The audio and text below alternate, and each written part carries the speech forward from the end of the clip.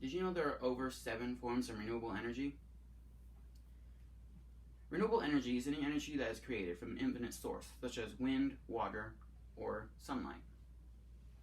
Renewable energy could also be considered a clean energy because most don't have a carbon emission that fossil fuels do. I think it's important for you to learn about the effects of fossil fuel and the better options that we can work towards, such as renewable energy. I believe I am a good person to talk about this subject because I did a lot of research online and I've written a paper on the effects of fossil fuels for Comp 2. Today we're going to talk about the consequences of fossil fuels, the different types of renewable energy and how they are made, and the drawbacks of some of these energies. Fossil fuels can have many consequences.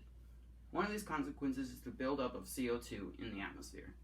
We know this is coming from fossil fuels because an article I found on climate.gov that states the fossil fuels are the only one with the same isotopic footprint that matches the carbon in the atmosphere.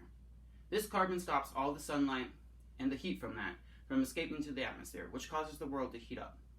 This causes glaciers and the Arctic to melt, which causes the ocean to rise, which can harm coastal towns. It also harms native species that rely on these areas to live. The extra energy can also cause climate change, which could cause worse coastal storms such as hurricanes and typhoons. Another side effect from fossil fuels is how they are extracted.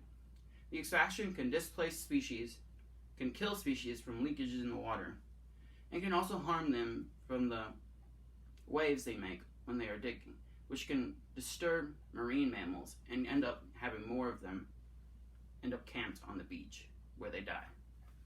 This is why I believe we should start moving away from fossil fuels and towards renewable energy. There are many different types of renewable energy. The first energy we are going to talk about are the ones based around water. I have a visual aid to help describe the water, one of the water ones, which is on the river. This is a hydroelectric power. They build a dam in a river and then they block the water. They then move this when they want the water to go through. The water force then moves this turbine, which then creates energy. The other two water sources are going to be in the ocean. The first one is ocean thermal energy. What happens is the warmer water on the top heats up a liquid with a low boiling point, such as ammonia, which then turns it into a gas. This gas then moves a turbine, but the colder ocean water then comes up through a pipe and cools down this gas, turning it back into a liquid so it can be reused. The next one is tidal. According to an article in National Geographic, there are 3 types of tidal energy: barrage,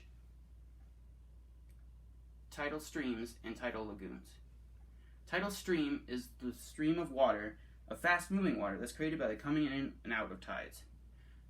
The barrage is made like a giant dam at the end of a river between the oceans. So the river that comes into the ocean is blocked. So it's basically the same thing as a hydroelectric dam. The tidal lagoons are just any man-made or naturally occurring lagoons that they make a dam-like thing in, and when the water comes in and out, it spins the turbines. Now we're going to talk about non-aquatic types of energy. This one I'm going to talk about is solar. Solar absorbs sunlight and then converts it into electricity and heat and other forms of energy. Wind is just the wind turbines, and they get churned by the wind, creating energy. Geothermal is any energy created from underground from lava and steam. What happens is there's a machine that absorbs the steam that is underground and converts it into energy. There is also biomass.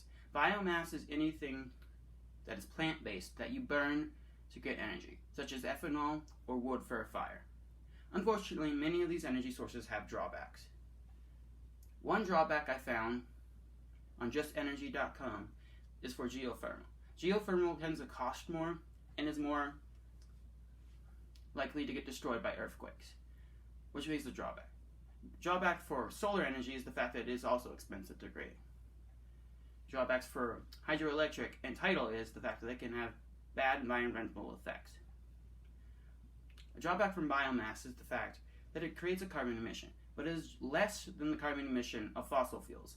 and it takes in carbon because it is made of plants. So the more plants that there are for the biomass, the more the carbon is absorbed.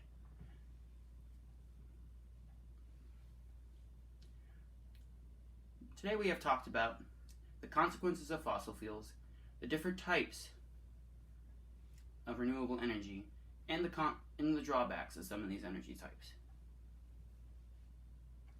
Today I hope you learned that renewable energy is the source we need to move towards and leave fossil fuels behind us. In order to do this, to help do this, you should start using more ethanol, push politicians to do it, and there are many other ways you could help as well. If we don't change something soon, the world will just continue to get worse.